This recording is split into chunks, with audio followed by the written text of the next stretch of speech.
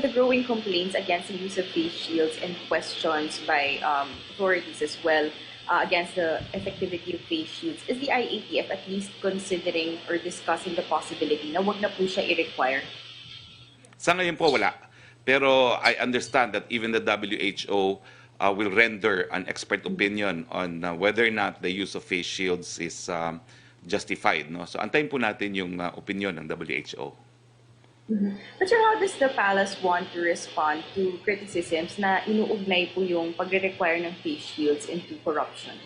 Wala pong relasyon yan. No? Ang pagsusuot po ng face shields, nakikita nyo naman sa ating presidential press briefings, ay sang-ayon po sa mga opinyon ng eksperto.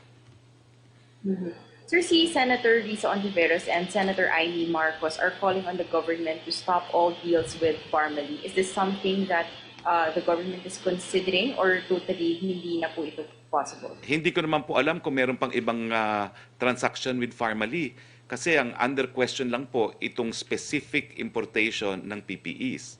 At pinapakita nga po natin na mukhang wala pong overpricing gaya ng sinasabi ng ilang mga senador dahil ang pinagbasihan na natin yung halaga mismo na inangkat ng nakaraang administrasyon.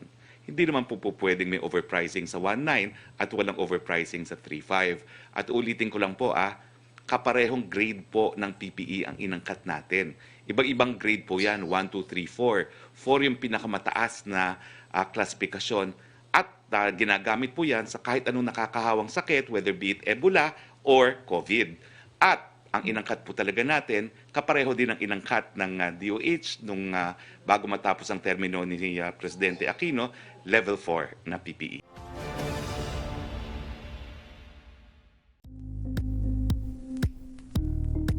Thank you for watching Politico TV. Please like and subscribe to our channel for more videos.